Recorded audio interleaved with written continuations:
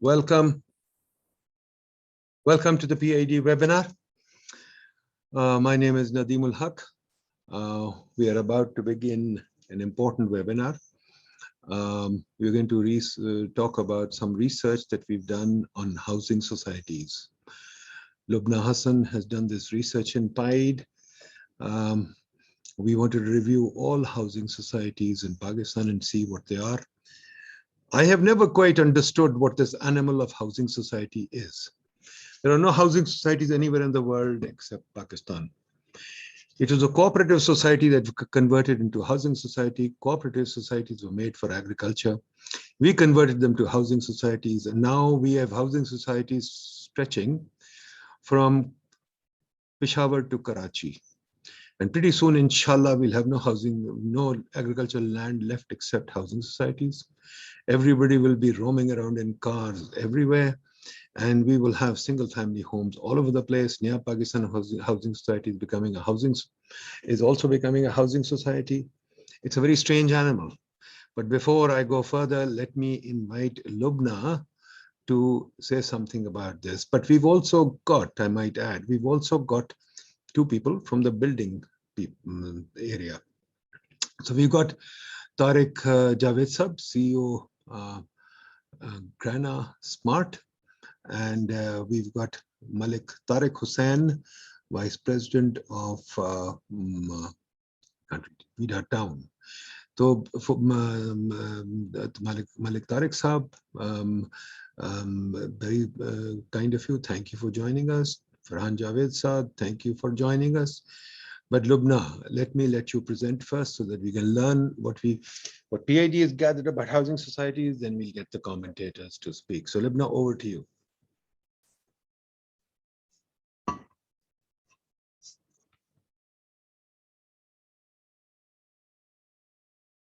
Lubna, are you there?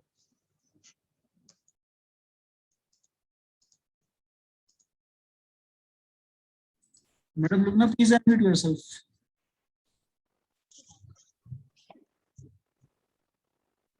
Dear Lubna. I'm unmuted. Okay, go ahead. Now we can hear you. Okay.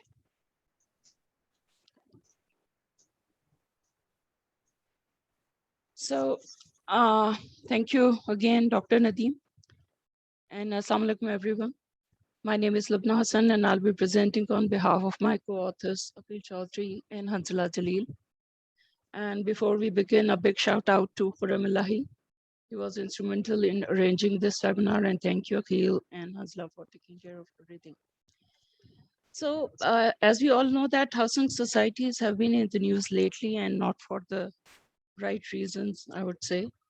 लोगों की lifetime की savings जो हैं वो डूब जाती हैं. Every other day we hear a story of a person being sold a fake plot or them waiting for decades for possession of their plots. So it was high time to unbox them. Just for a little background, the private sector was allowed to enter the housing market to cater to the rising housing demand in Islamabad, as CDA had not acquired enough land at fast enough pace. Initially allowed to work in Zone 2 and 5 and Sector E11 in Zone 1.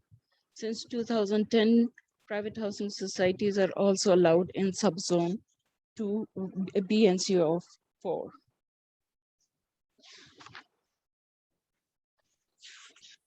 So the question that pops up in mind is, what is who regulates these housing societies?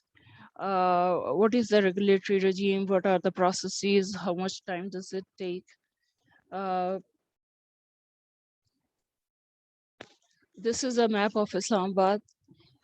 This light beige area is Zone 1, where only CDA can acquire land.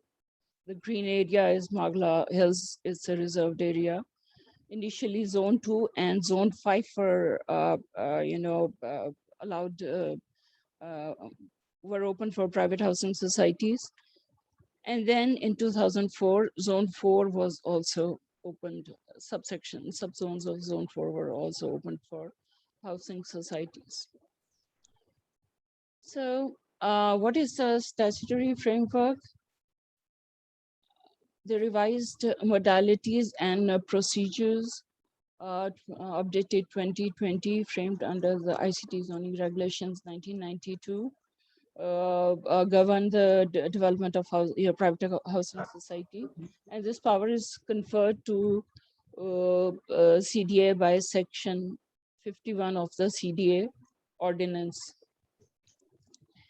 So as such, no development can take place without the approval of CDA in Islamabad.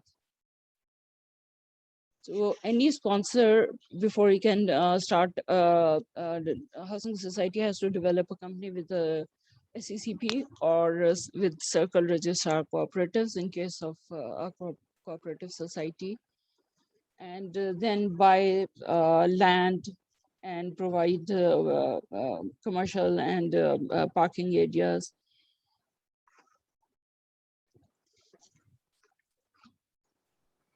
After doing that, the sponsor has to approach CDA for seeking approval.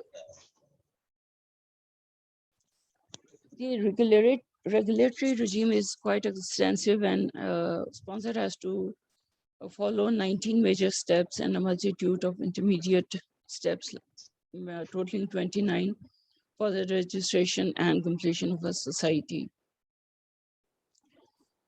I won't go into the details, but the point of highlighting these requirement is that CT has enough regulatory power to monitor a proper development of housing societies. So it seems it doesn't make sense how so many illegal societies are present in Islamabad when such an extensive and comprehensive regulatory regime is present and available to CDA.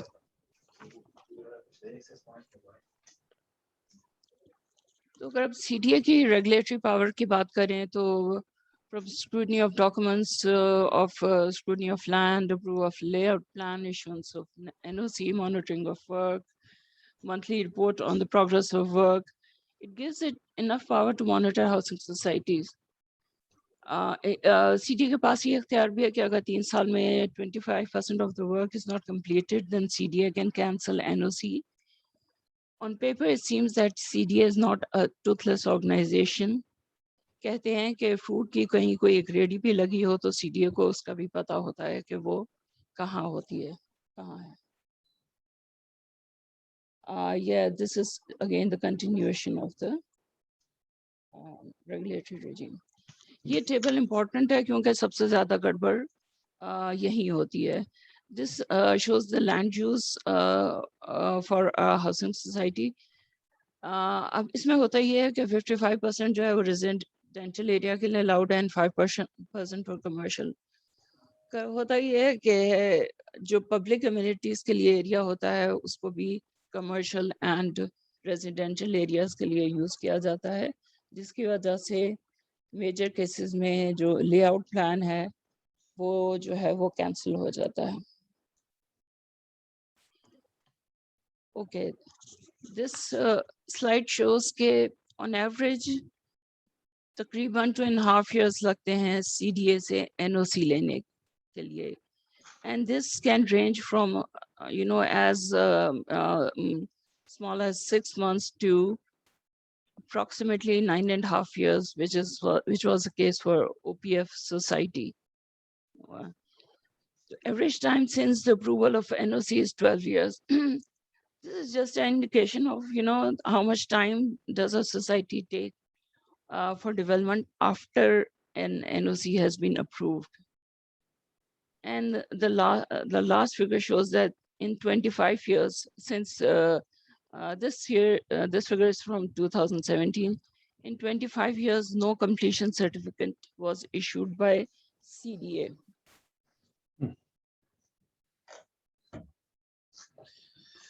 CDA से किसी को बुलाया है? किसी को CDA से नहीं बुलाया? नहीं सर, मेरे ख्याल में नहीं. बुलाना चाहिए था ना.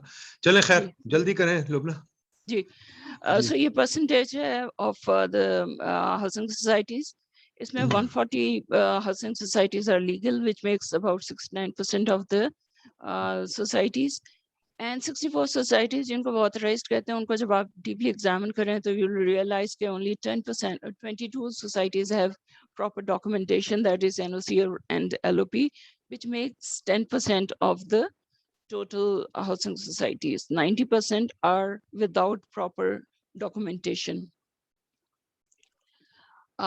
This table shows that even for societies whose NOC was cancelled, they're 8 in numbers, they're still on the authorized list of the CDA. ये बताता है कि zone 4 में सबसे ज़्यादा illegal housing societies हैं. But what is surprising is that in zone 1, there are 20 illegal housing societies where only CDA is allowed to work. So main findings here are only 10% of the housing societies have proper documents. CDA has issued only 22 NOCs in the past 30 years. These housing societies cover 6.8% of the total area in zone 2, 4, and 5. More than 90% of the area in these zones, that is 1.26 million canals, is under illegal occupation, and 99% of these housing societies are incomplete. इनके बहुत से reasons हैं, वो उसमें फिर हम बाद में बात करते हैं.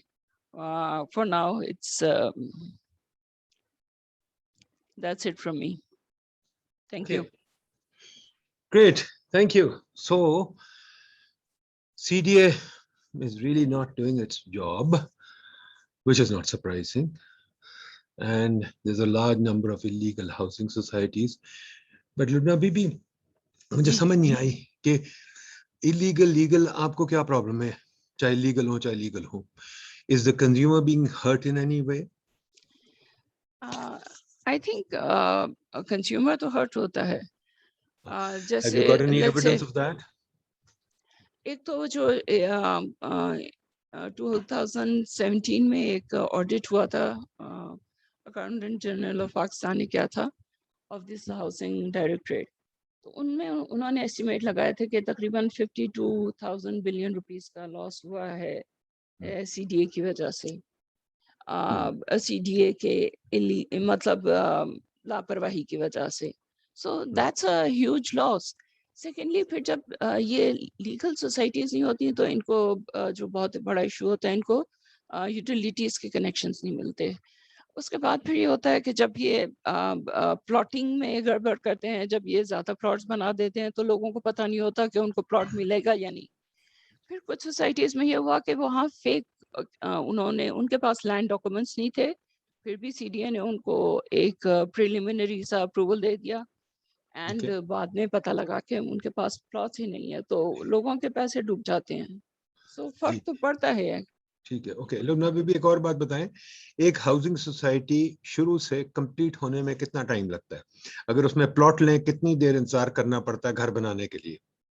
मैं अभी उस प्रेजेंटेशन में एक स्लाइड एंड में थी जो जुल्फे बुखारी का एक ट्वीट था, जिसमें OPF के मेंबर्स को 26 इयर्स के बाद प्लॉट मिले हैं.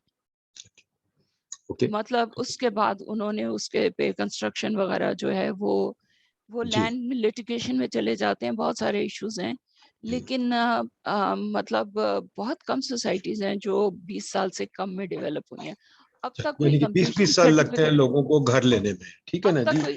कंप्लीशन सर्टिफिकेट नहीं दिया CDA ने, तो दैट्स says a lot. ठीक. अच्छा जी, फरहान साहब, let me come to you. Farhan Javed साहब, grana.com से भारत. तो फरहान साहब, पहले तो बताइए, यू आर अ बिल्डर? जी sir, builder and grana.com is marketing end, but Imarat is a Imarat development. Do you have a housing society क्या नहीं? Not housing society so far, हमारे vertical ही projects हैं. अच्छा, तो you are a builder of buildings, not housing society. Is that correct? जी sir. But as Lubna mentioned, जो stats हैं horizontal के, we did a research for vertical as well. Vertical share the same numbers.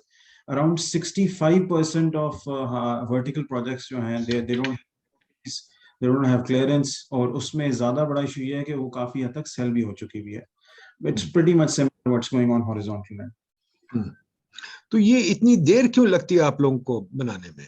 Housing society आपको लग जाते हैं 20 साल ये कह रही हैं, बिल्डिंग बनने में सेंटोरस को भी 15 साल लग गए।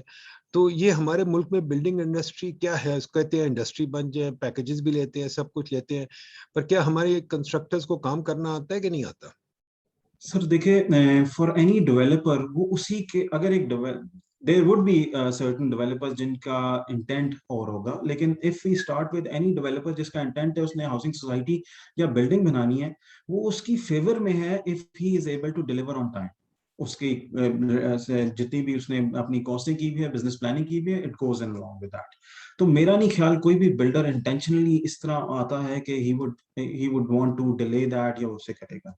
जहां तक हमारी बिल्डिंग की टेक्नोलॉजी है या स्किल सेट है हमारी वर्क फोर्स के, they may not be as good as China or any other forward country, लेकिन they are not that bad। जो अच्छे डेवलपर्स हैं वो बना भी लेते हैं। इश्यूज आते हैं सर बाय स्टार्टिंग के डेवलपर एक ड्रैकोनियन अफेयर में आता है where he is suppose to go to regulator के पास। नॉर्मली किसी भी फर्स्ट वर्ल्ड या अच्छे मुल्क में इज अ थिंग कि आपने कंप्लायंस के लिए जाना है और जो रूल्स एंड रेगुलेशंस है वो समझने के लिए और इम्प्लीमेंट के लिए जाना है। जबकि पाकिस्तान में इट इज टेकन एक हर्डल या एक पुलिस रात की तरह लिया जाता है कि ये मैंने करना है और वो किस तरह मैं करूंगा, एक चैलेंज के तौर पर लिया जाता है। उसी इक्वेशन में जो डेवलपर नेक नियति से भी बनाना चाहता है वो भी उस एंगल में आ जाता है कि he is one of the negative antagonist बन जाता है डेवलपर।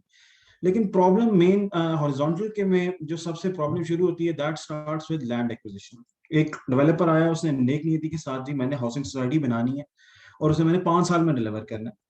वो जब लैंड परमिशन लैंड ये एलओपी और अपने प्लानिंग परमिशन के लिए जाता है, उससे पहले जब वो लैंड उसके बीच में लैंड एक्वायर करता है और वो जब पब्लिक नोटिस जाता है और finally they wait for it, he is on his own. एक तो आपके पोजेशन का डॉक्यूमेंट हो रहा है और आपकी ओनरशिप का डॉक्यूमेंट हो रहा है and none of it is available online कि आप इजीली चेक कर सकते हो। जो आपकी पोजेशन का डॉक्यूमेंट है वो 1906 में लास्ट टाइम प्रॉपर्ली अपडेट हुआ था और बीच में 1956 में जो अमेंडमेंट आई थी उसमें सिर्फ ये डिवाइड हुआ था कि ये इंडिया के हैं ये पाकिस्तान के हैं, जो डिवीजन। अब वो एक जो उसमें डिवीजन थी उसमें 1906 में एक फैमिली थी, अब 7 जनरेशन गुजर गई हैं तो 7 या 6 फैमिलीज होंगी जो वो एक एरिया शेयर कर रही होंगी। The moment he buys that, उसने लैंड ले लिया हुआ है, कर लिया, उसने एलओपी के लिए भी अप्रूव दे दिया हुआ है। Out of nowhere someone would come कि जी ये बेटर पोर्शन तो मेरे पास है, ये वाला उसके पास है। A dual would start with which does not have any rational sense या कोई उसका कंक्लूजन नहीं आ सकता बशर्ते कि आप सबको बिठा के कोई कॉमन ग्राउंड लेके। वो जब होता है, जो डेवलपर होता है, he is on his own, कोई रेगुलेटरी फ्रेमवर्क उसे नहीं सपोर्ट करता। कई दफा तो एलओपी मिल भी चुका होता है, ये मसले बाद में आते हैं और उसके ऊपर बाद में स्टे ले लिया जाता है। अगेन स्टे ऐसी चीज पे ले जाता है, हाउ डू यू डिसाइड कि एक फैमिली आके या एक बंदा आके कहता है जी जो बेटर पोर्शन है ये तो मेरा है। 20 to 30% केसेस इस चीज पे स्टक हो जाता है। यहाँ से डिले शुरू होता है। जो एक चीज 5 साल में स्टार्ट की गई होती है, it starts going on to linger, वो उसमें जा रही होती है। डेवलपर जो होता है इसने स्टार्ट ऑफ किया होता है पाकिस्तान में। Most of the development since recently दो इट हैज स्टार्टेड, पाकिस्तान में जितनी भी फाइनेंसिंग होती है या इक्विटी बेस्ड होती है, मेजोरिटी चलती है क्लाइंट एडवांसमेंट से। तो उसने एडवांसमेंट लेना शुरू कर दी होती है, मार्केटिंग करके, बिलबोर्ड, ऑनलाइन, अब फेसबुक पर करके शुरू हो रहे होते हैं, उसके फाइनेंसेस आ रहे होते हैं, आगे स्टे हो जाता है। इवेंचुअली होता क्या, आपके पास 7 से 10 साल में एक ऐसा स्टेटस को बन जाता है जहां डेवलपर ने कुछ पैसे लगा दिए हुए हैं, he is unable to move on because of legal constraint. Legal में से जो लॉक आ जाता है वो आ जाता है कि जी जमीन पे डिसीजन नहीं ले सकते, वो स्टे पे स्टे रुका जाता है। और जो एंड यूजर होता है जिसने प्लॉट या घर के प्लॉट के लिए इन्वेस्ट कर दिया होता है, वो जब देखता है कि यार डेवलपमेंट नहीं हो रही तो वो भी अपने फाइनेंसेस देना शुरू कर देता है और डेवलपर की डेवलपमेंट वैसे भी रुक जाती है। This is the lock situation that generates reason. मैं अगर एक लाइन में डिफाइन करना चाहूँ, रीजन इज कि हमने अपनी डॉक्यूमेंटेशन, जो लैंड की डॉक्यूमेंटेशन है, उसको बिल्कुल भी इवॉल्व नहीं किया। जो पाकिस्तान या इंडिया का जितना भी लैंड की पहला मैप हुआ था, जो ग्रेट टेंजेंशियल उन्होंने बनाया था, वो भी ब्रिटिश ने किया था। उसके दोबारा जो उन्होंने रिफ्रेशर किया था 1912 में, वो भी ब्रिटिश ने किया था। 1906 की डिवीजन भी ब्रिटिश ने की थी। उसके बाद देयर हैव बीन कैंपेन्स की डिजिटाइज हो रहा है, ये हो रहा है, बट नथिंग सब्सटेंशियल और समथिंग जो कि सही मानों में इंप्लीमेंट हो सके वो हुआ। ये सर सिनारियो है। अब इसमें डेवलपर अगर इंटेंट भी अच्छा लेके आया हो तो वो सिनारियो ऐसे में फंस सकता है जहां वो शायद डिलीवर ना कर। आपने देखा होगा वो housing societies which are powerful backing या जिन्होंने अपनी इतनी ग्रिप बना ली है ओवर थिंग्स, वो ही कुछ हद तक डिलीवर कर पाते हैं। और इट हैज बिकम एक जो ऑप्टिक्स है वो यही बन जाती हैं, समवन यू नो वो एक डेवलपर है जिसके साथ गन्स हैं और वो उसके कंट्रोलिंग अथॉरिटी, शायद वही डिलीवर कर पाए। तो real estate sector has not evolved as a corporate sector, जो कि पाकिस्तान का second largest sector in terms of job provide, wealth में जीडीपी का 60 to 70% का शायद शेयर होल्डर बनता है उसका। अनफॉर्चुनेटली इट इज ऑन टेटर्स के जी, जैसे मर्जी जिस मर्जी का जोर चलेगा उस डायरेक्शन में इसको जा सकते। ठीक ठीक, थैंक यू। मलिक तारिक साहब ये बताइए, उन्होंने बहुत सारी बातें कर दी हैं जो मुझे समझ नहीं आई। एक उन्होंने लैंड एक्विजिशन की बात की है, दूसरा ने लेटर ऑफ पोजेशन की बात की है, लेटर ऑफ सेल की बात की है और परमिशंस की। ये जरा मलिक तारिक साहब जरा आप हमें, बीआईपी मीडिया टाउन, आप भी डेवलपर हैं?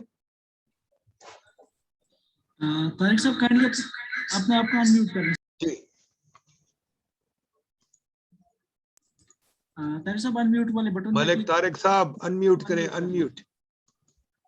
ये बटन दबाएं, आपका बटन मैं आपको भेज रहा हूँ। हाँ, आप भी डेवलपर हैं, पहले अपना बता दें थोड़ा सा, फिर बताइए जो टर्म्स इन्होंने यूज किए मुझे एक्सप्लेन कर दें प्लीज। सर मैं पहली बात तो ये है कि डेवलपर नहीं है अच्छा। मुझे, ये मैं मीडिया, ये जो सोसाइटी है हमारी जोन 5 में एग्जिस्ट करती है, मैं इसका सेकंड टेन्योर मेरा चल रहा है एज वाइस चेयरमैन या vice president. As vice president of what? Media. इस सोसाइटी का, इस मीडिया टाउन का। अच्छा, ओके। तो सर जहां तक बात है इदारों की, हमारे इदारे, आप सुन रहे हैं?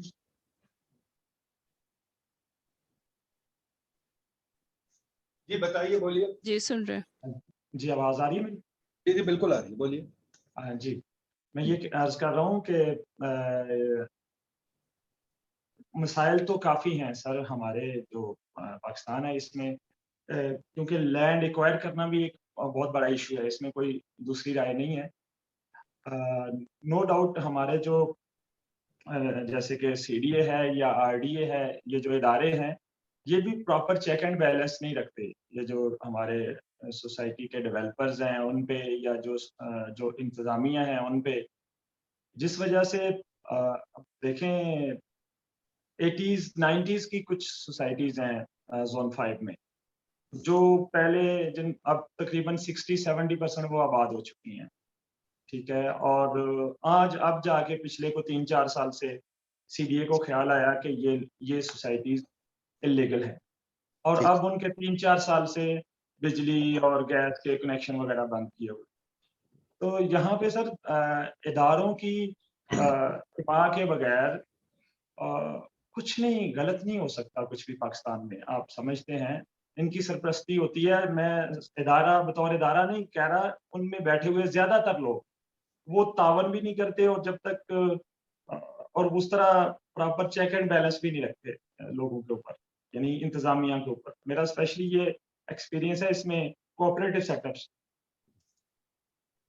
तो उनके माँ के बगैर सर कुछ भी गलत नहीं हो सकता। यानी इदारों में बैठे हुए लोग जो लाइक सीडीए में चले गलत हो ना हो, मुझे एक बात बता दी, लैंड एक्विजिशन क्या है? लैंड एक्विजिशन सर, ये जो लैंड इन्होंने जो भी सोसाइटी है सबसे पहले वो रजिस्टर होती है, ठीक है। उसके बाद उसने लैंड एक्वायर करनी होती है, यानी परचेज करनी होती है, ठीक है। उस दौरान उसको काफी सारे इश्यूज आते हैं, क्योंकि यानी कि ये सोसाइटी बन जाती है बगैर लैंड के, इनके पास जमीन नहीं होती और सोसाइटी बन जाती है। होना ऐसे चाहिए कि ना बने जब तक उनके पास लैंड पूरी ना हो, उनको एनओसीज ना दिए जाएं। जाके जनरली आपके सामने ऐसा ही होता है कि रजिस्टर हो जाती हैं सोसाइटियां और उनके पास बहुत थोड़ी लैंड होती है, ये समटाइम होती नहीं है। आप रिसेंटली भी आपने देखे होंगे इश्यूज काफी पिछले कुछ ईयर्स में। तो यानी कि पब्लिक के साथ ये फ्रॉड हो रहा है कि जो डेवलपर्स हैं, सो कॉल्ड डेवलपर्स, क्यों फरहान साहब, इनके पास लैंड तो नहीं होता। सर अगेन कई दफा उनके पास अनाउंस लैंड करते होता हैं, है, पैसे लेते हैं, फिर लैंड लेते हैं। इन सम केसेस सर कईयों में लैंड छोटा सा ले लेते हैं, एक्सपेंशन प्लान होता है, ओवर सेल कर देते हैं। अगेन रीजन बीइंग कि जो चीज सेल कर रहे हो ना उसकी कोई प्रॉपर मार्किंग एग्जिस्ट करती है, ना कोई उसकी डिजिटल एंटिटी है। तो किसी ने बेशक 10 कनाल लिए हो, बेचे होंगे उसने 100 कनाल 20 कनाल, जो कि मोस्ट ऑफ दी केसेस होता है। विद दिस प्लान कि हम एक्सपैंड करते जाएंगे जितना पैसा आता जाएगा। तो ये जो निजाम है, ये तो इसको तो पॉन्जी स्कीम कहते हैं अमेरिका में। ये एक जी। फ्रॉड है, और ये फ्रॉड रेगुलेटर के ताउन से हो रहा है, रेगुलेटर के ये नहीं हो रहा कि वो उसका। ठीक है।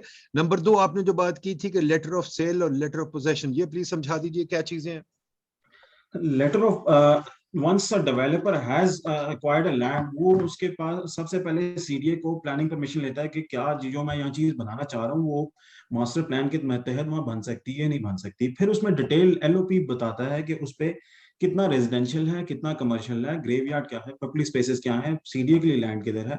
दैट डिफाइंस कि उस सोसाइटी का साइज क्या है और उसकी डायमेंशन इंटेल करता है। उसमें जो इश्यूज इंटेल आते हैं कि किसी भी डेवलपर या जो सेल्स टीम होती है उनकी प्रेफरेंस होती है कि ज्यादा कमर्शियल हो, बिकॉज इट सेल्स वेल और उसके प्रॉफिट रिटर्न्स उनको बेहतर लग रहे होते हैं। इवेंचुअली होता क्या है कि since it is not checked in a manner, या उसकी रिकॉर्ड कीपिंग या ओवरऑल अगर उसको दे भी दिया गया तो उसकी कितनी कंप्लायंस हो रही है नहीं की जाती। होता यह सबसे पहले एलओपी इफेक्ट होता है बाय टेकिंग ओवर। जो लैंड ग्रेवयार्ड के लिए था वहां 6 घर बन जाते हैं क्योंकि वहां व्यू अच्छा निकल आया, या कमर्शियल ज्यादा एक्सपैंड हो गया क्योंकि रेट अच्छा था, वी नीड मोर मनी। ये वो इश्यूज हैं जहां ऑफ कोर्स एग्री के डेवलपर की इंटेंट आ जाती है, he is the one who purchased this, but he gets all the support क्योंकि ना कंप्लायंस हो रही है ना कोई देख रहा है, it gets tangle to the point कि वो अनटेंगल ना हो सके। अच्छा, ये बताइए कि ये जो जमीन है, अब है नहीं जमीन पर, फ्लोट कर दिया हमने, आइडिया फ्लोट कर दिया, मैंने एक आइडिया फ्लोट कर दिया XYZ हाउसिंग सोसाइटी। मैंने कहा जी मैं जोन 5 में 500 एकड़ पे बनाऊंगा, मेरे पास है इस वक्त 2 एकड़। ठीक है, तो ये जायज है, मैं कर सकता हूं। ठीक है। नंबर 2, मैंने जब फ्लोट कर दिया उसके लिए अब मैं वेट कर रहा हूं 500 एकड़ कब आएंगे। जिन्होंने पहले खरीद लिए मेरे से प्लॉट्स, अब वो वेट कर रहे हैं अगले 20 साल के लिए कि मैं जमीन जमा कर लूं। ठीक है। नंबर 3, फिर मैं जमीन जमा कर लूंगा, लेटर ऑफ पोजेशन उसके बाद मैं लूंगा। जी बताइए। Technically you should have letter of possession जब आप कर लेते हैं, जब आप अप्लाई करते हैं, लैंड परचेज आपकी ऑलरेडी हो चुकी हुई होती है। अच्छा, जो एक डेवलपर है वो इस एंगेजमेंट में जाता है कि once he is able to raise the money वो उस लैंड को बढ़ा। इसमें मेन है कि एक सर ऑन ग्राउंड जो भी उसकी एग्जिस्टेंस है, एक है उसका मार्केटिंग मैप में ना एलओपी या जो भी उसने फाइनलाइज किया होता है, it does not at times वो उसका बिल्कुल सही मिल रहा होता है, उस पर उसने कटिंग की होती है और वो स्टार्ट कर रहा होता है, बेच रहा होता है विद दिस आइडिया कि मैं एक्सपैंड करता जाऊंगा और उसकी परमिशन लेता जाऊंगा, जो कि इतना इजी नहीं होता। Eventually it gets more tangle क्योंकि और लोग आ जाते हैं और स्टेक होल्डर आते हैं, द मनी गेट्स इन्वॉल्वड और इट गेट्स स्टक। तो जिसने प्लॉट ले लिया, जो 20 साल इंतजार कर रहा है, वो बेचारा क्या करे। तो उसके पास एक खूबसूरत सी फाइल होती है जिसपे उसका लोगो लिखा होता है, जिसकी लीगल वैल्यू कोई भी नहीं होती। अच्छा, जो ये कहते हैं लोग सारे, मलिक साहब बताइए, जो सब लोग कहते हैं कि बड़ी चोरी हो रही है, बड़ा रियल एस्टेट में पैसा पाक हो रहा है, क्या ये सच बात है? सर किस चीज में चोरी हो रही है? कि सारा रियल एस्टेट में गंदा पैसा जा रहा है, काला पैसा जा रहा है? इसमें सर मैं तो खैर इस पे इत्तेफाक नहीं करता इस बात से, क्योंकि अभी पिछले जब से ये गवर्नमेंट आई है तो बहुत सारी बातें इस तरह पब्लिक फोरम पे आके नहीं की जा सकती। लेकिन यह है कि बहुत सारे जो खराबियां क्यों नहीं थी की जा वो सकती? अल्हम्दुलिल्लाह वो रुक गई हैं। ठीक है। और जब से ये गवर्नमेंट ने कुछ ये स्कीम वगैरह दी हुई है, एमनेस्टी दी हुई है, तब से ये है कि बाहर से काफी पैसा आ रहा है। हर दूसरी तीसरी ट्रांसफर जो है वो फॉरेन से हमें डॉलर्स या रियाल इस तरह ट्रांसफर हो रहे हैं हमारे पाकिस्तान में। ऐसा कुछ नहीं है कि जो ये कह रहे हैं कि करप्शन या ये 2 नंबरी हो रही है, ऐसा कुछ। ये भी एक फ्रॉड है। ठीक है जी। अच्छा, ये और एक और इसमें बात। ऐड करना चाहूंगा, पूरी दुनिया में सबसे अच्छा जो लैंडिंग एसेट है वो रियल एस्टेट ही होता है। तो इट्स ऐसी कोई चीज नहीं है कि हम ना कहें, पूरी दुनिया में real estate is considered as a very good place to store to place your money for any जो आपने लीगल एक्टिविटी से। ठीक ठीक। बट ये बताइए कि जनाब, ये सब मैं मान लेता हूँ कि दुनिया में अच्छा एसेट होता है, पर हमारा एसेट तो इतना अच्छा नहीं है ना। हमारा एसेट अगर अच्छा हो तो हम बात करें ना। हमारे एसेट में कोई पता नहीं ओनरशिप किसकी है, हमारे एसेट में ये नहीं पता कि मुझे प्रोडक्ट कब मिलेगा। मैंने एक चीज साइन कर दी, पैसे पकड़ा दिए, 20-30 साल बाद बिल्डर कहे कि मैं भाग जाता हूँ। कितने बिल्डर फेल कर जाते हैं बनाने पे। मैं तो 3 जगह अपने पैसे हार चुका हूं, तो कितने बिल्डर फेल कर जाते हैं। फ्रॉम माय बेसिक अंडरस्टैंडिंग या एम्पिरिकल डाटा जो देखें सर, 80% से आराम से 80% of developers are unable to deliver. उसमें कई वो होते हैं जिनकी इंटेंट नहीं होती, कई होते हैं वंस दे रियलाइज कि वो बना रहे थे उनमें कैपेबिलिटी या कैपेसिटी नहीं थी, और काफी होते हैं जिनकी इंटेंशन ही नहीं थी टू बिल्ड, और वो डिलीवर उस लेवल का करने का था। तो it is a state of discipline. But जिस तरह हम सर देख रहे हैं कि CDA is part of the ecosystem. यहाँ जो पूरा इकोसिस्टम बनता है, हर एक के पास इतने लूप अवेलेबल हैं कि सीडी आज सीधा भी कहता है जी वी आर अलाइंड, हमारे सारे लोग हमने रिप्लेस किए हैं, वी मेड वन विंडो जहां डेवलपर आएगा ये चीजें होगी। लेकिन हर जो मेंबर है इस इकोसिस्टम का, हर स्टेक होल्डर है, उसने इतने लेवरेज क्रिएट किए हुए हैं कि उन सबको अप करना होगा। सर आपने बड़ी अच्छी बात स्टार्ट में की कि हाउसिंग सोसाइटीज दुनिया में कहीं भी एग्जिस्ट नहीं करती। हाउसिंग पूरी दुनिया में प्लान की जाती है बेस्ड ऑन द रिक्वायरमेंट, और पाकिस्तान का इतना अनफॉर्चुनेट केस है कि वी नीड हाउसिंग। हमारा 7 से 10 मिलियन का डेफिसिट कहा जाता है, जो कि मेरा ख्याल है फिर भी अंडर रिटन है, क्योंकि काफी आपके लोग हैं जो उस तरह अकाउंट नहीं हो रहे इसमें, which is going to reach at least 2 crore in next 10 years। आपकी हाउसिंग डिमांड है, so you know supply is required. Supply क्या बन रही है? लग्जरी अपार्टमेंट्स, एसईसी ए के प्लॉट्स उनके लिए बने जा रही है। एक ये सिनारियो हो गया। दूसरा, पाकिस्तान में रियल स्टेट सेक्टर लिया जाता है प्लॉट्स और फाइलें। आपके ओवरसीज रेमिटेंस देते हैं, अगेन पाइट की रिसर्च के मुताबिक good proportion of that money 40 to 50 के बीच में goes into real estate sector में जाता है। लेकिन वो रियल स्टेट सेक्टर है क्या जिसको हम पाकिस्तान में कहते हैं रियल स्टेट सेक्टर? पाकिस्तान का रियल स्टेट सेक्टर है प्लॉट खरीदना, प्लॉट की फाइलों को एक्सचेंज करना, उस चीज को समझा जाता है, और प्रॉपर्टी की जो बेसिक डीलिंग होती है बायर एंड सेल। दुनिया में कहाँ होता है? Hotel, agricultural land, manufacturing land, residential housing जो कॉम्प्लेक्सेस हैं, वो सारा रियल एस्टेट के अंदर आता है। बड़ी कॉम्प्लेक्स इन्वेस्टमेंट मॉडल है। रीट पाकिस्तान में दो काफी अरसे से अब थोड़ा सा फेजाब हो रहा है। तो बेसिकली एक लैंड ली, उस लैंड को अगर आपने पार कर दिया, मैं एक हाउसिंग सोसाइटी में एक करोड़ का एक कनाल का प्लॉट लेके रख दिया, जिसने बनना ही 15 साल बाद है, सब कुछ उसका लीगल है, यानी वो सोसाइटी लीगल है, उसके पास लैंड है, मुझे पोजेशन मिल गई है। लेकिन अगर उसने मेरे 1 करोड़ ने 15 साल बाद आके कोई उससे एक्टिविटी इंस्यू करनी है, तो it is almost you know your capital is trapped for 15 years। जबकि अगर मेरा घर अभी बन रहा है, तो I be employing 40 workers with 600 to 1000 man hours, वो लेबर उस पे करेगा, उनकी सैलरीज आएंगी, वो किसी ढाबे से चाय पियेंगे, ट्रिकल डाउन इकोनॉमी होगी।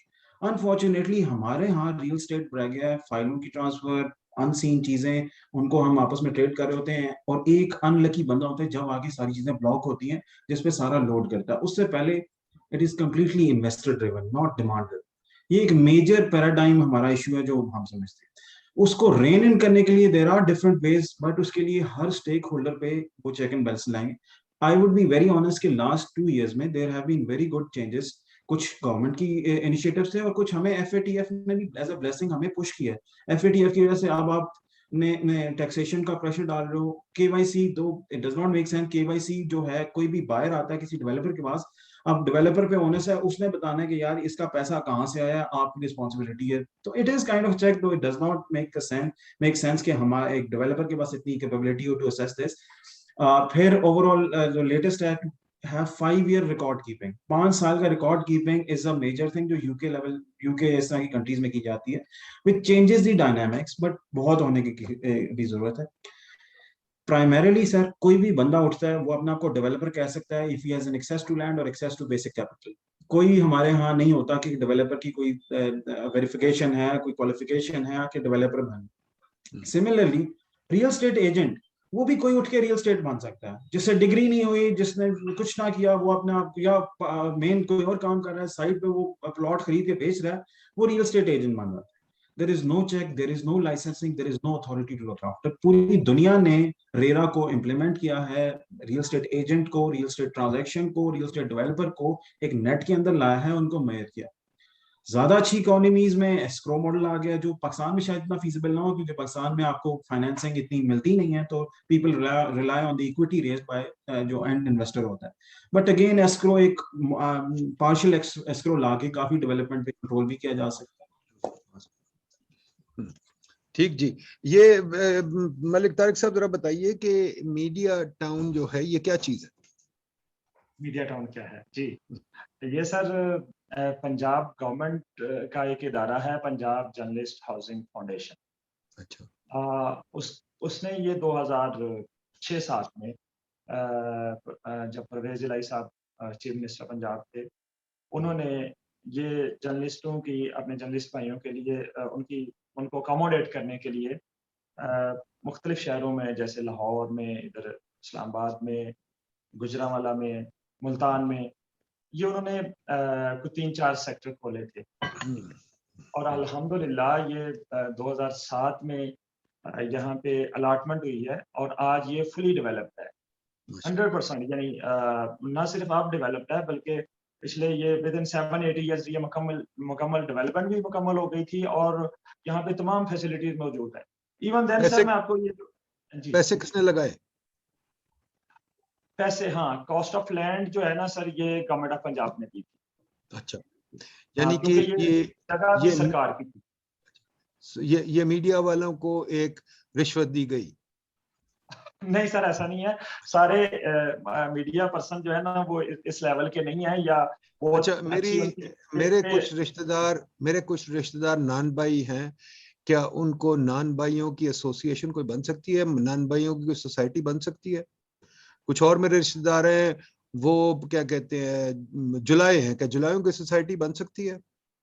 सर वो आपकी बात ठीक है, लेकिन वो तो खैर स्टेट को चाहिए ना उनको अकोमोडेट करना। तो मेरा मतलब ये जो, ठीक है, ये जो जी। जुडिशियल कॉलोनी है, मीडिया कॉलोनी है, सुई गैस कॉलोनी है, अपना पुलिस फाउंडेशन है, यार ये कोई और मुल्क है जो आप जानते हैं जहां ये है? हाँ, आपकी बात ठीक है सर, लेकिन ये जो कॉस्ट ऑफ लैंड गवर्नमेंट ने पे की हुई है, वो हमने उनको रिटर्न की है in the shape of installments. तो वो हमने सारी उनको रिटर्न कर चुके हैं। अब थोड़ी बहुत पोर्शन शायद रहता हो। पर वो जर्नलिस्ट के लिए किया गया ना, नान भाइयों के लिए, वो जुलाओं के लिए, दर्जियों के लिए तो नहीं किया गया ना। दर्जियों को बेचारों ने क्या कसूर किया, उनको क्यों नहीं किया गया? सर बात यह है कि उस तरह तो आपके पाकिस्तान, हमारे पाकिस्तान में हर इदारा अपने एम्प्लॉइज के लिए, जैसे कि आप DHA देख लें, इसी तरह फजाइया वाले भी अपने माशाल्लाह। जो उनका वो है, मेंबर्स हैं, स्टाफ है, या उनके जो ऑफिसर्स हैं, उनको अकोमोडेट करते हैं या फैसिलिटेट करते हैं। ठीक है जी, ठीक है, बड़ी अच्छी बात की आपने, लेकिन माशाल्लाह। सर एक पॉइंट ये मैं ऐड करना चाहता हूँ, वो जी। ये है कि ये सारी सर इसका LOP अप्रूव्ड है, इस हमारी सोसाइटी का, बिजली, पानी, गैस, हर चीज मुकम्मल है अल्हम्दुलिल्लाह। लेकिन उसके बावजूद CDA कब इलीगल लिस्ट में हमें डाल देता है, हर कोई साल बाद, 6 महीने बाद, फिर जाके मतलूबा रिकॉर्ड उनको देते हैं, फिर वो निकाल देते हैं। अच्छा, फिर कुछ साल बाद उसको इलीगल लिस्ट में डाल देता है। तो ये देखें हमारे इदारे क्या कर रहे हैं, वो पता नहीं उनके क्या मेयार हैं। जी, आवाज आ रही है? आ रही, बोलिए। ठीक है, मैं ये कहना चाह रहा हूँ कि बहुत सारी खराबियां हमारे इदारों में बैठे हुए जो हमारे अफसरान हैं इदारों के, उनके अंदर भी बहुत सारी खराबियां हैं। नो डाउट हर इंसान का हिस्सा है इन खराबियों में, लेकिन जो जिन्होंने इन चीजों को सुपरवाइज करना होता है वो उस तरह नहीं करते। बिल्कुल सही कह रहे हैं, वो भी नहीं करते, और हमारे लोग जो हैं वो भी माशाल्लाह काफी नदीदे हैं। वो चाहते हैं कि हमें मिल जाए, कोई और ले ना ले। वो भी बड़ी बात है कि जी पुलिस फाउंडेशन कहेगी मुझे मिल जाए, मीडिया वाले कहेंगे मुझे मिल जाए। मेरे भाई दर्जी जो हैं वो बेचारे रोते रहते हैं, मेरे भाई नान भाई जो हैं वो बेचारे रोते रहते हैं, मेरे भाई जो बेचारे लेबरर्स हैं वो रोते रहते हैं। हाउसिंग सिर्फ मखसूस लोगों के लिए है।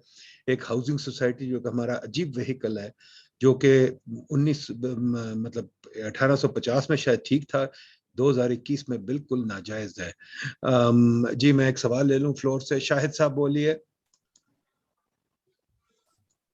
अस्सलाम वालेकुम, Shahid Mahmood, research fellow PIDE. मेरा जी एक ऑब्जर्वेशन, एक कमेंट और फिर एक सवाल है फरहान, खास तौर पे फरहान जावेद साहब से।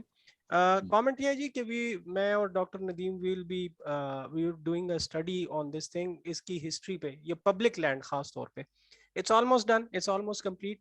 वो इंशाल्लाह ताला आप सबको अवेलेबल होगी पढ़ने के लिए। ये डॉक्टर साहब जो कह रहे हैं कि ये चीज़ें देखें 1850 में, 1870 में, ये उस वक्त के हुक्मरानों ने, उस वक्त के कॉलोनियल्स ने, उन्होंने अपने इस तरह लोगों को गिफ्ट करने के लिए ये एक सिलसिला शुरू किया हुआ था ज़मीनें देने का।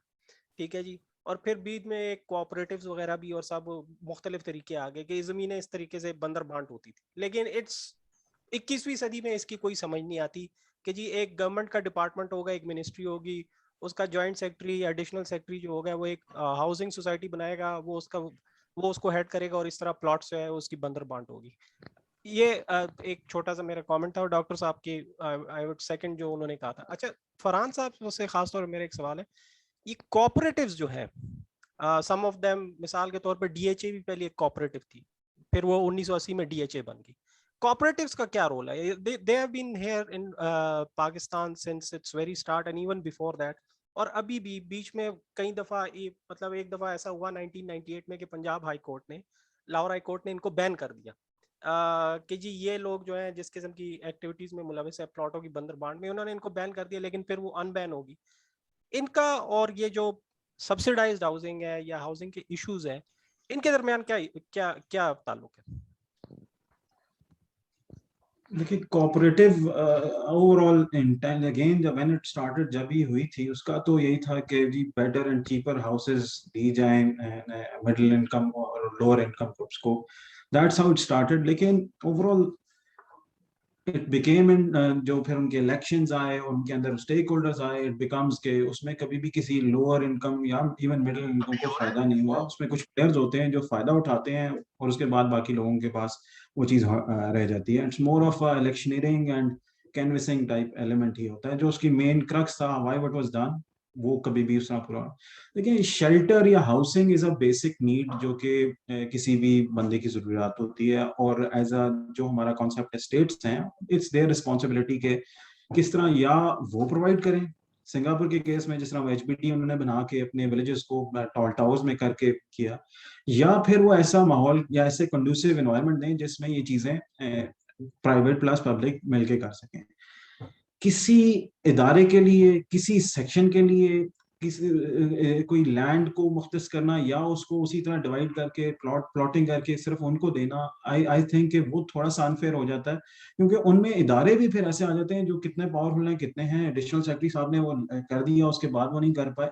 We haven't seen much cases या मच एग्जांपल्स जहां वो चीज सक्सेसफुली हुई जाए। इट इज अ मैंडेट जो गवर्नमेंट के पास ही रहना चाहिए, जिसमें आपको हर तबके के लिए हाउसिंग के लिए प्लान करने चाहिए। जिस तरह सिंपल है, मास्टर प्लान बनता है जो कि डिफरेंट सेगमेंट्स को एलोकेट करके आप देते हो कि जी यहाँ हाउसिंग किस तरह की बनेगी, यहाँ किस तरह की, उसमें फिर लोग उस तरह के जो जो अफोर्ड कर सकते हैं उसमें दें। बट हमारी जितनी भी नई डेवलपमेंट हो रही है वो उन प्रोपोर्शंस पे बिल्कुल भी नहीं हो रही। हमारी जो हाउसिंग नीड्स हैं, जो आप कहते हैं कि जी हमारी इतना डेफिसिट आ रहा है, वो वाली उसकी तरफ हम बिल्कुल भी नहीं जा रहे। जो दूसरी तरफ जा रहे हैं उसके इश्यूज भी आपने जिस तरह शुरू में डिस्कस किए।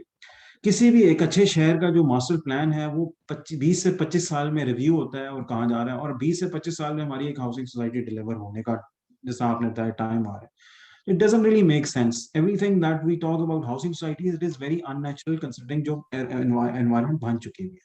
हाउसिंग एक बेसिक नीड है। स्टेट हैज टू प्लान के कहाँ किसके घर होंगे। कुछ हाउसिंग स्टेट बना के दे सकती है लोअर और मिडिल इनकम के लिए, और कुछ ओपन रख सकती है टू जनरेट प्रॉफिट्स। बाकी आई थिंक कोई भी और हम इक्वेशन को लाते हैं समझते हैं तो पूरी दुनिया में कहीं ऐसे नहीं होता। ये it's bit of an unnatural phenomena as पर माय पर्सनल ओपिनियन। अच्छा sorry late for interfering, Javed sahab सिर्फ एक चीज, अभी आपने एक बात की कि ये चीज जो है गवर्नमेंट के हाथ में रहनी चाहिए, मतलब what do you mean exactly mean कि क्या गवर्नमेंट बिल्कुल सारा रेगुलेशन इस तरह करे कि बिल्डिंग भी वो बनवाए और मतलब नालियां से लेके ग्राउंड से लेके ये सब कुछ वो करे, और प्लॉटों की कि जी कितने कैनाल के प्लॉट होने चाहिए, कितने नहीं मरले नहीं, के प्लॉट, ये मेरा सारा देखिए, गवर्नमेंट ये करे? हाँ जी। मेरा जो कहने का मतलब था कि हाउसिंग की जो सप्लाई आ रही है उसकी रेगुलेशन, उसकी डिस्ट्रीब्यूशन जो है वो गवर्नमेंट को रेगुलेट करनी चाहिए कि हमें घर चाहिए किस तरह के, प्लॉट्स चाहिए कितने, कितनी किस सेगमेंट को किस तरह करना है, टारगेट करना है। बेशक वो पब्लिक प्राइवेट मिक्स्ड करके हो, सिर्फ प्राइवेट ना रहे हो, but we need to identify कि हमारी डिमांड क्या है और हम सप्लाई क्या करें। उस रेगुलेशन तो गवर्नमेंट का रोल प्ले करना चाहिए। अच्छा मैंने ये सवाल सॉरी इसलिए पूछा, लास्ट कमेंट जो कि मैंने अपने इंशाल्लाह जो आने वाली स्टडी है उसकी तरफ इशारा किया, वो आपसे शेयर भी की जाएगी।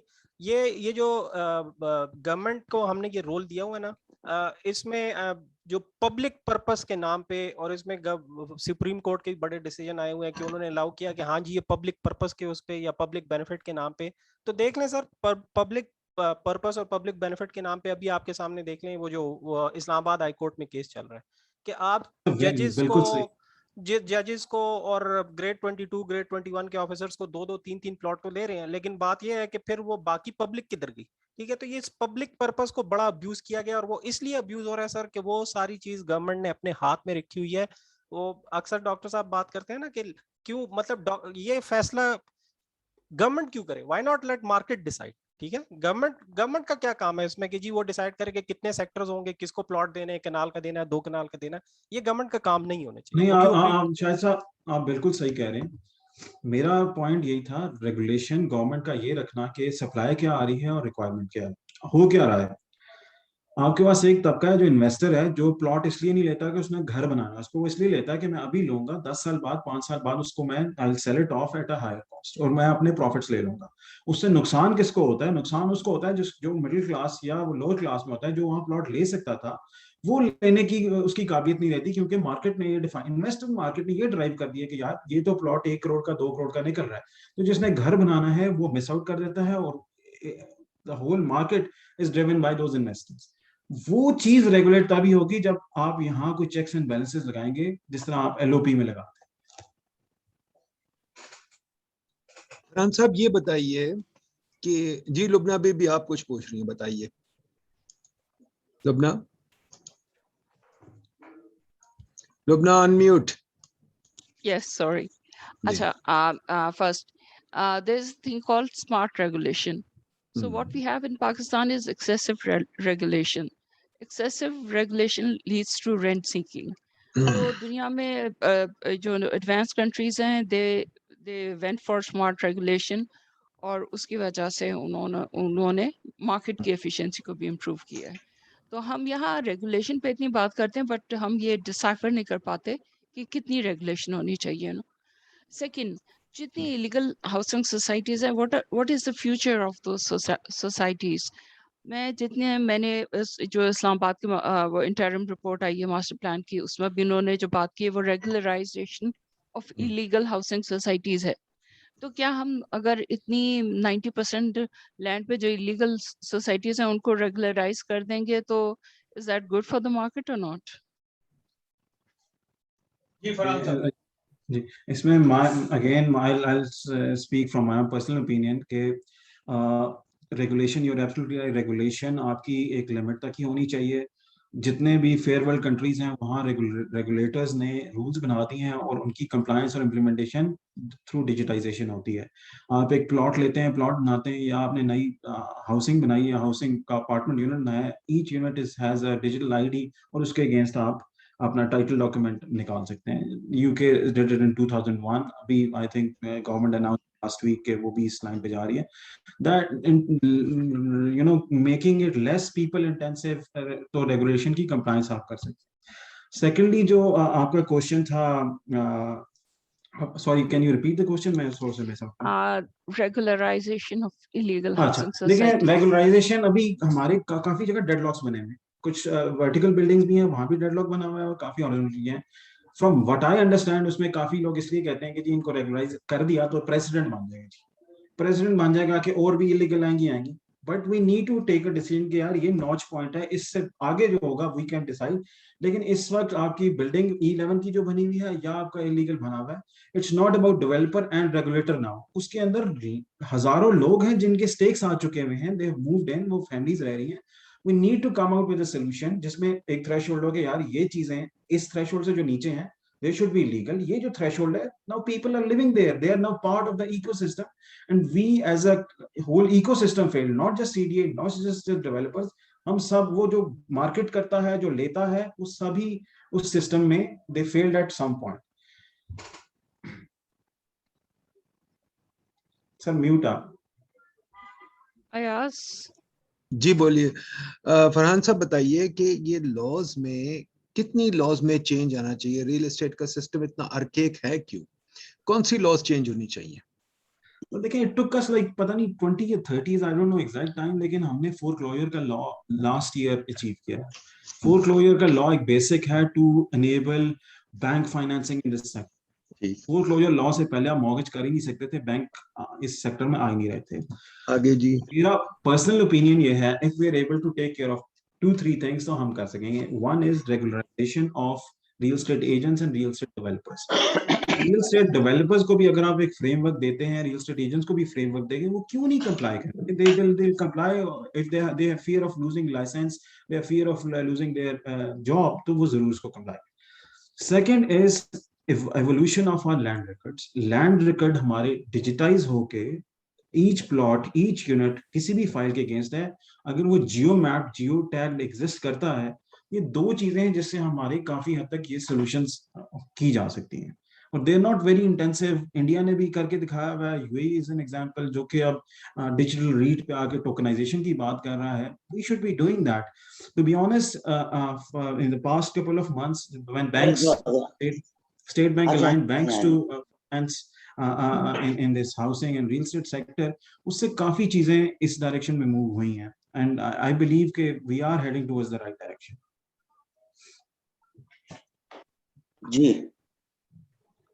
जी मैं बात करूं? जी जी जी, अयाज अहमद, वर्किंग इन पाइट। अच्छा, मैं थोड़ा डिसएग्री करूंगा कि इलीगल हाउसिंग सोसाइटी को रेगुलराइज करने का, क्योंकि इलीगल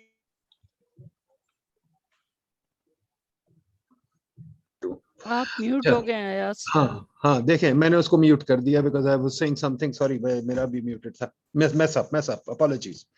मेरी गुजारिश ये है कि आपने फोरक्लोजर लॉ, रेगुलराइजिंग एजेंट, डेवलपर्स की बात की, बट मुझे बताएं हमारी टाइटलिंग सिस्टम ठीक है? जो मैं एक चीज देखता हूँ, correct me if I am wrong, कि हमारी जो DHA बड़ी सक्सेसफुल हाउसिंग सोसाइटीज है, बाकी तो बिल्कुल बेचारी प्राइवेट हाउसिंग सोसाइटीज सब लोग मार खाते हैं, बहुत सख्त मार खाते हैं। मैंने खुद मार खाई है मुर्गा सिटी में, जो बिल्कुल फ्लैट हो गई थी। मैंने खुद मार खाई है पार्कव्यू हाउसिंग सोसाइटी में, जो अलीम खान की थी। मैंने खुद मार खाई है NFC 2 में। तो बहुत मुझे पता सोसाइटीज फेल होती हैं। DHA चलती है, that's because of titling and the development agents name, ठीक है। नंबर 2, मुझे बताएं कि रियल एस्टेट ट्रांजैक्शन करना कितना मुश्किल है, जमीन खरीदनी बेचना कितना मुश्किल है, कि वो भी मैं देखता हूँ कि कई जगह DHA में आसान है, इस्लामाबाद में आसान है, बाकी जगह काफी मुश्किल है। अगर आपने कहीं बड़ी गाला में लेना है तो काफी देखभाल करनी पड़ती है, काफी जांचना पड़ता है, और फिर जाके आप जमीन लेते हैं। तो क्या हम ऐसी, मुझे बड़ा सुनते हैं शहबाज शरीफ कहते हैं कि हमने बना दी है वो एक लैंड टाइटलिंग की, मतलब कंप्यूटराइज थिंग, बट मुझे अभी तक शहरों में नजर नहीं आती। तो DHA और इस्लामाबाद की एडवांटेज है, बाकी जगह टाइटलिंग और ट्रांजैक्शंस मुझे इतने आसान नहीं लगते। आपको ख्याल है ठीक है ये कि इसको कुछ चेंज करना है?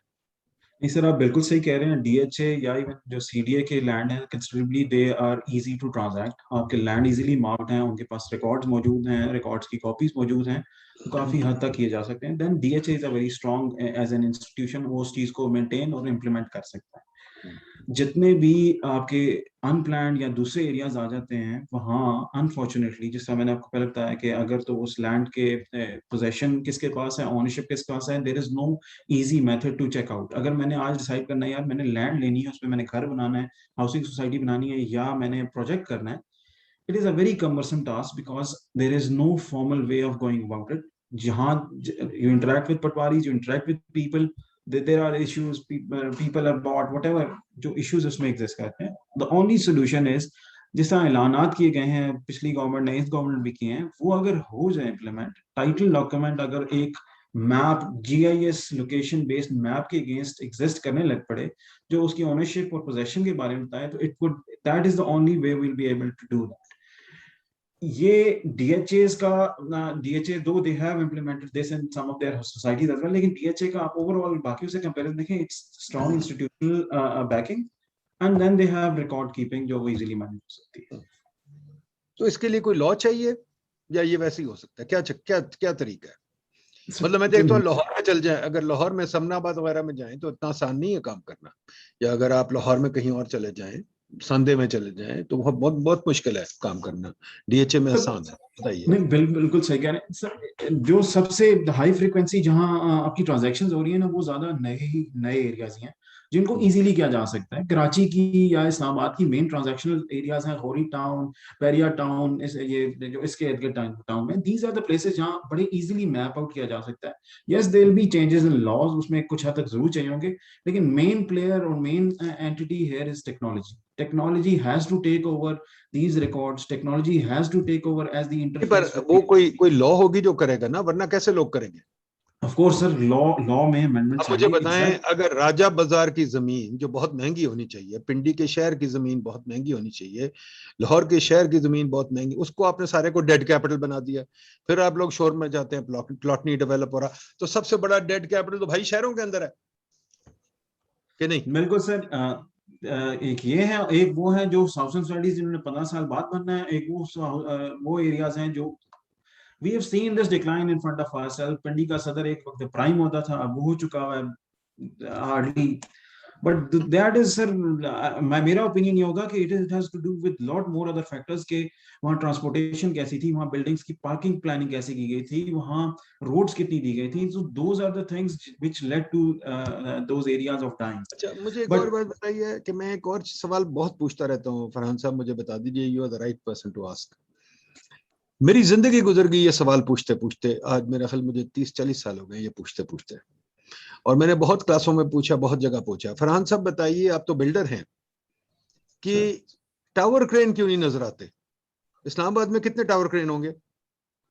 हार्डली सर 3 या 4 है। आपका जो क्वेश्चन है, किसी भी और डेवलपिंग लाहौर शहर कंट्री में में ना कितने आने होंगे? के लिए, बाकी शहरों लाहौर में में सर 10-12 हो जाएंगे।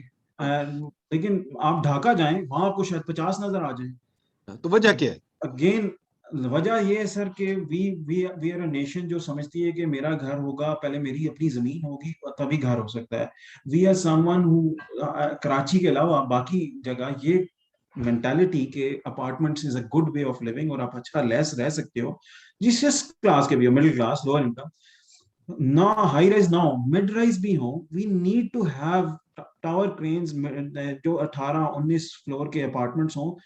Imagine the sprawl that we stop, the land, the fertile land that we are able to save by making efficient buildings. अब उसमें एक और हम क्या गलती कर देते हैं, हम राजा बाजार या बीच में प्राइम जगह को अरबों में बेच के वहां बनाने बैठ जाते हैं, बेड राइज या हाई राइज बनाएंगे। That's again recipe of disaster, क्योंकि वो एक प्लॉट पे अब 40 फैमिली रह रही हैं, उनको उतना सीवरेज, उतना पानी, उतनी इलेक्ट्रिसिटी चाहिए।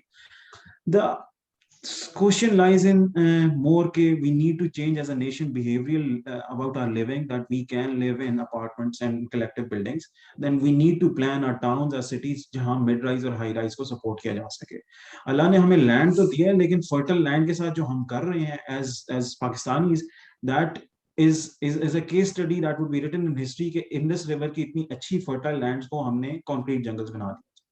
अच्छा, मुझे एक और बात बताइए कि अगर मैं फ्लैट खरीदूं, पहली चीज तो आपने जो कहा कि लोग नहीं पसंद करते, तो मैं बिल्कुल नहीं मानता, क्योंकि क्वाइट फ्रैंकली लोग तो रह रहे हैं, झुग्गियों में रह रहे हैं, लोग फ्लैट्स में ही रह रहे हैं, बेशतर लोग, सिर्फ अमीर लोग कोठियों में रह रहे हैं, बाकी तो सारे फ्लैट्स में रह रहे हैं, बाकी तो सारे जॉइंट फैमिली लिविंग है, बेचारे तंग होके रह रहे हैं, 6-6 बंदे एक कमरे में सो रहे हैं। तो फ्लैट्स में लोग रहना चाहते हैं, सिर्फ ये कि परमिशन नहीं मिलती ऊपर जाने की, ठीक है। और तीसरी चीज जो उनसे मुझे बताएं कि अगर मैं फ्लैट खरीदूं, व्हाट डू आई ओन, मेरा बिल्कुल title sir. I think Karachi के अलावा, again my knowledge is bit limited, Karachi के अलावा बाकी टाउन्स में you can't even transfer that as a real estate asset. जहां तक मेरी थी लोगों की मेंटालिटी, जो आपकी परचेजिंग पावर है, इफ गिवन एन ऑप्शन, एक बंदे को हॉरिजॉन्टल मिल रहा हो ना, ही वुड प्रेफर दैट। जब तक मार्केट उसको ज्यादा पुश नहीं करती, वो नहीं होगी। अगेन अपार्टमेंट्स बन रहे हैं अपर मिडिल क्लास उनके लिए, जो मैं जिस क्राइटेरिया से मैं कह रहा था। Again, it looks awkward कि सिंगापुर की बार बार कहते हैं, but Singapore was able to convert their villages into जी बताइए towers, उन्होंने उसमें शिफ्ट किया था लोगों को। जी। अय्याज साहब बोलिए। हाँ जी बोलिए।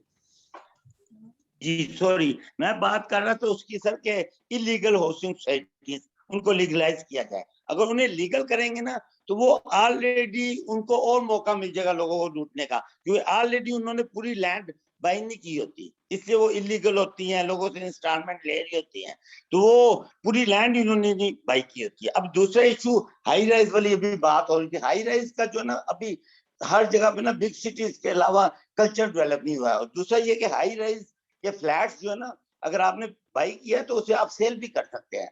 कुछ लोगों ने हाई राइज बनाए हुए हैं, नीचे उन्होंने शॉप्स बनाई हुई है, प्लाजा, ऊपर फ्लैट्स बनाए हुए हैं, और वो थ्रू आउट रेंट आउट किए हुए हैं, लेकिन वो उसको टाइम लगेगा कल्चर डेवलप करने में। ओके जी, थैंक यू। जी बताइए, जी बोलिए। सर मेरा अगेन इसमें है कि हम जिस स्टेट में ना, एक हाउसिंग सोसाइटी अगर वहाँ 1500 बंदे मूव हो गए, वो इलीगल डिक्लेयर हो जाती है, उन्होंने तो पैसे भी दिए हैं, वो मूव भी कर लिया, उनके सिर्फ कसूर ये था कि वो अवेयरनेस नहीं थी, उनको ये पता नहीं था कि क्या है, उसकी उनको गलती जरूर लगनी चाहिए। क्या ये उनके साथ फेयर होगा कि हम उन सबको भी डिमोलिश कर दें और कहें जी आप लोग बेघर हो गए और आप जो आपकी फंडिंग है या पैसे थे वो आप जाने और डेवलपर जाने? मेरा पर्सनल ओपिनियन, मैंने अगेन इसलिए कहा था, यही है, there has to be a middle ground जहां हम कुछ सोसाइटीज और प्रोजेक्ट्स को रेगुलराइज करके जो थर्ड पार्टी है उनके राइट्स को प्रोटेक्ट करें, और कई जगह जहां इजीली अभी तक ज्यादा हैबिटेशन नहीं हुई, ज्यादा लोग नहीं मूव हुए हुए, दोज कैन बी डिमोलिश्ड और टेकन इनटू अकाउंट के यहाँ क्या इश्यूज आ रहे हैं। मेरा सिर्फ पॉइंट ये था, मैं I am not in for illegal development की रेगुलराइजेशन का, but there has to be a middle ground where a pragmatic solution is taken. जी अरसलान साहब। अच्छा सर, मैं आपकी ये माशाल्लाह बहुत अच्छी डिस्कशन सारों की जा रही है। जो चीज बज़ाहिर गलत लगती है लेकिन अपने आप है को थोड़ा ठीक। इंट्रोड्यूस भी कर दें जी, दैट विल बी नाइस। मैं अरसलान हूँ, मैं एक आम सिविलियन हूँ, ठीक है, आम शहरी हूँ।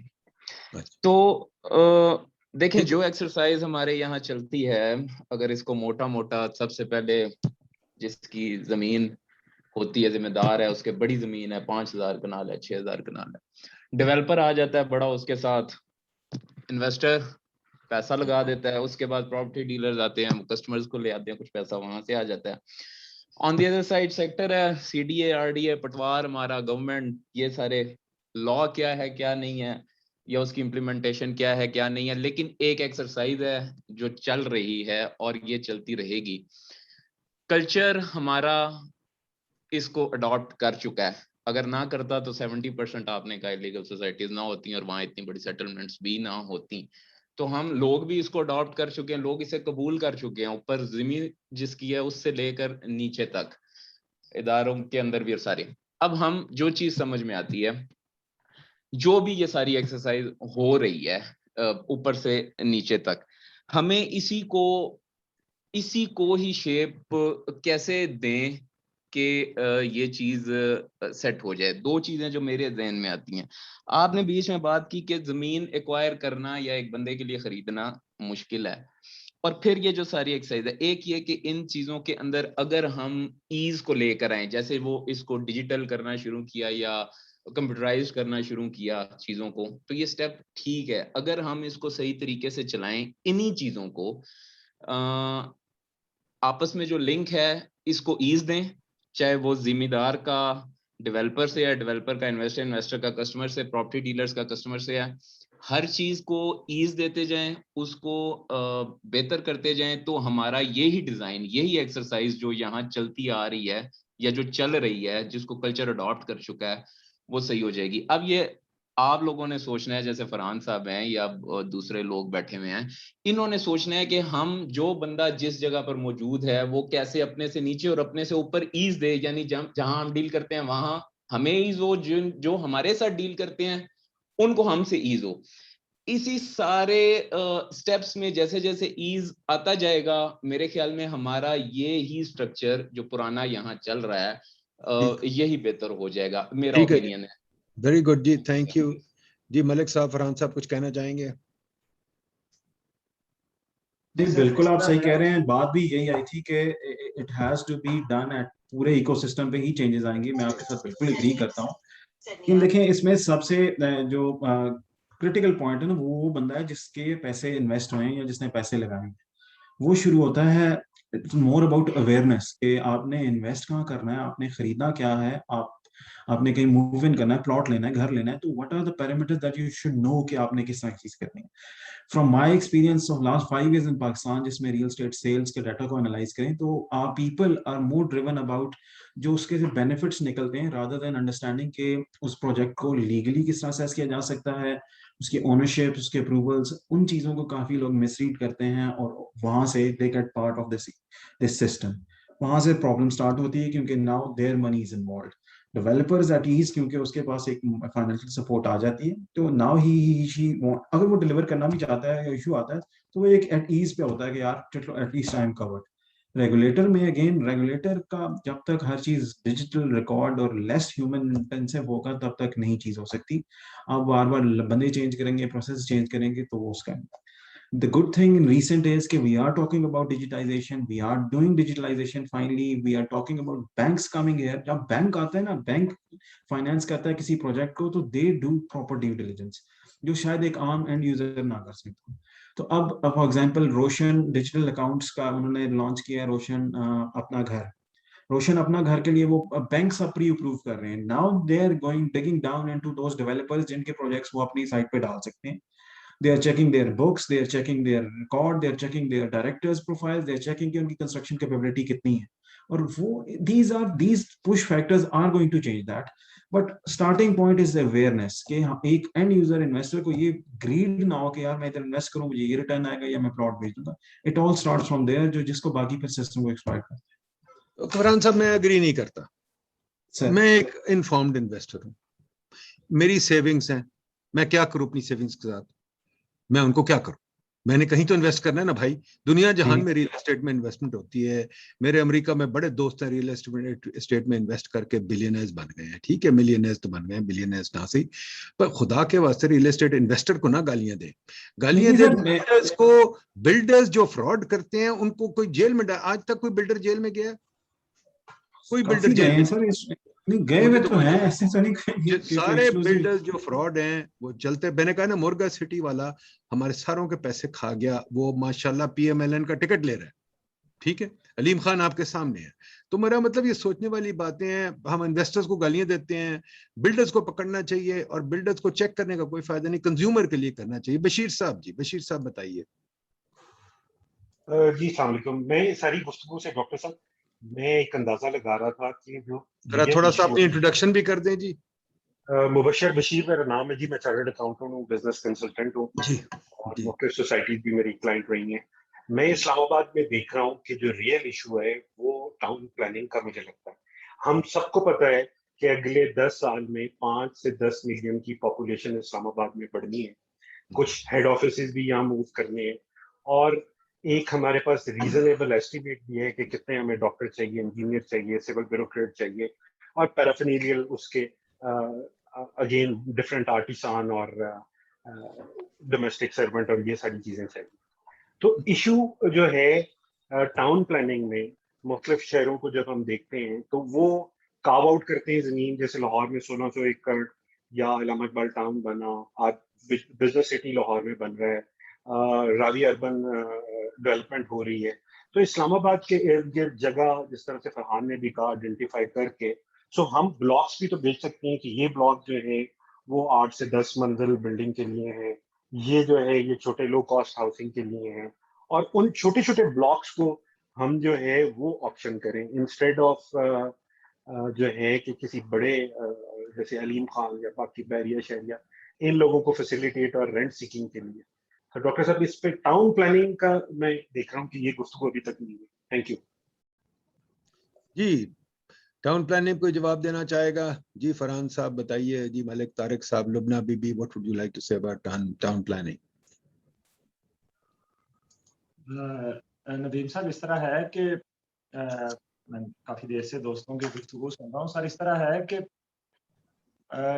नो डाउट के पहले डेवलपर को पकड़ना चाहिए जो भी अगर ओवर अलॉटमेंट कर रहा है, लोगों को टाइम पे वो प्लॉट या जमीन हैंड ओवर नहीं करता, डिलीवर नहीं करता, डेवलप नहीं करता, पहले उसको पकड़े. लेकिन उसके साथ साथ जो इदारों में बैठे हुए लोग उसकी सरपरस्ती करते हैं, पहले उनको भी तो थोड़ा सा आप देखें और गवर्नमेंट को देखना पड़ेगा कि उन लोगों की इमा की वजह से ये सूरत हाल बनी हुई है. और तीसरी बात सर ये है कि बहुत सारी सोसाइटीज ऐसी हैं जहां जमीन पूरी है और बिजली पानी गैस पहले से अवेलेबल है, लेकिन अब पिछले 3-4 साल से सीडीए ने या आरडीए ने उन कंसर्न सोसाइटीज में वो कनेक्शन बंद किए हुए हैं। हालांकि वहां पे ना तो ओवर अलॉटमेंट है और पोजेशन भी मौजूद है। इवन डेवलप्ड सोसाइटीज छोटी मोटी उनमें इरेगुलरिटीज है, जिसकी वजह से वो सीडीए उनको एनओसी जो फाइनल एनओसी है वो नहीं दे रहा, और इसी तरह बाकी शहरों में भी है। ठीक है जी फरहान साहब, एनीथिंग? सर मैंने इस पे पहले भी ये किया था कि ज्यादा issue, let's assume, I understand कि मैंने पहले भी एग्री किया है कि डेवलपर्स में देयर आर इश्यूज और बहुत मेजॉरिटी हैं, they need to be regulated by laws, जैसा रेरा किया है। Any developer who is unable to deliver should be taken off, लेकिन अनफॉर्चुनेटली लॉज एग्जिस्ट ही नहीं करते।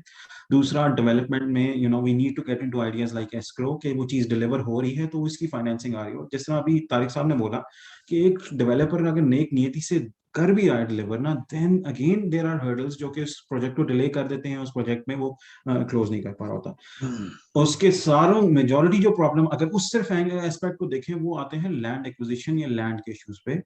जिस तरह मुबशिर साहब ने कहा कि may be integrated zone government खुद सेक्शन 4 लगा के ले ले कि ये हम ऑक्शन कर रहे हैं फलां के लिए, again it would be bit unfair, लेकिन it can be regulated in these manner. जिस तरह इन्होंने आइडिया फ्लोट किया कि जोन्स बना के ये एसईसी ए बी सी के लिए या मिड राइज बन सकते हैं, हाई राइज बन सकते हैं, and then you bring in private developers जो उससे बना के प्रॉफिट जरूर कमाए उसको, लेकिन जो प्रोडक्ट की सप्लाई हो रही है वो रेगुलेट हो जाए।